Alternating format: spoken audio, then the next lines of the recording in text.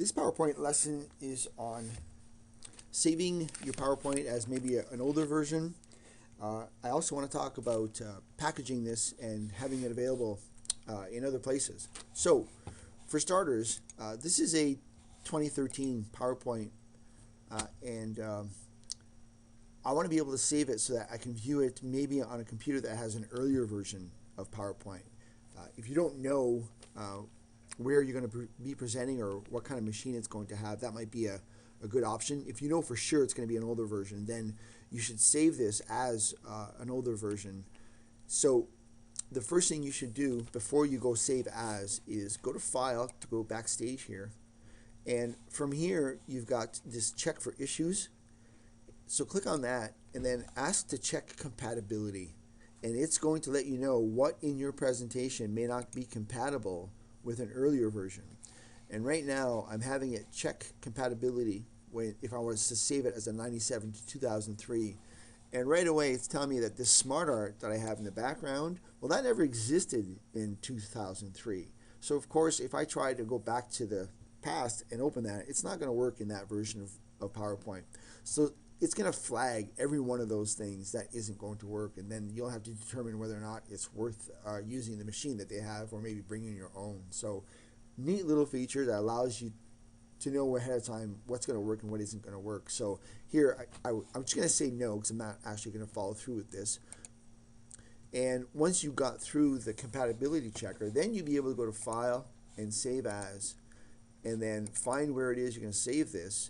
And down here where it says Save As Type, you would change that into whatever version you're looking to save it as, right? So if you're going old school, then you'll let it know that you're going 97 to 2003, and you'll have checked your compatibility issues. So that's the first thing you need to know. You need to know how and where to access those things.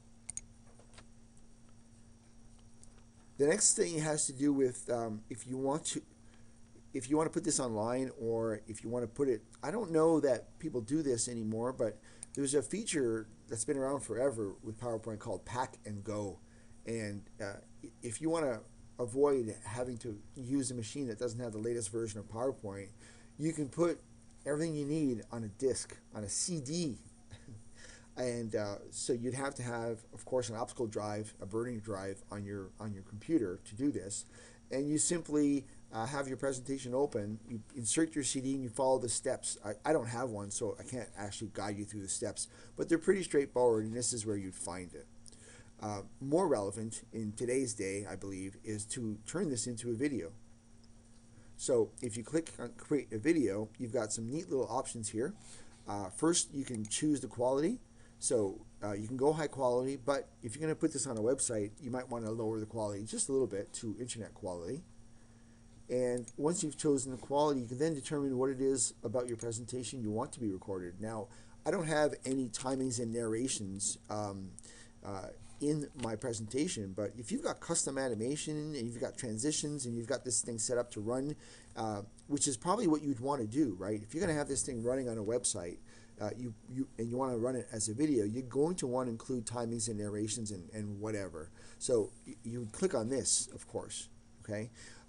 If you don't have that set up, there's an option where they allow you to go through your presentation right here, right now, and actually set up how to go from and when to go from slide to slide, and it'll save it and then create a video out of it, right? So when you're done, you'd create a video, and then it would allow you to download, upload, do whatever you want with that video, put it on a website, etc. So very neat options that are available to you with that. And again, you need to know where the options are and how to access them. So those are them.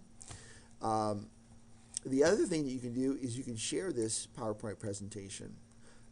If you have a live account or a SharePoint account, and a lot of us do, you can upload this to your OneDrive. And then once it's uploaded there, you can make it just yours, or you can invite other people. And when you invite other people, you can have them either only be viewers of your presentation, or you can set it up so that they can contribute and edit your presentation. So many options available to you insofar as how to save it, where to save it, how to share it, and so how and where to share it. So be aware of all of those things regarding not only saving but sharing your presentations.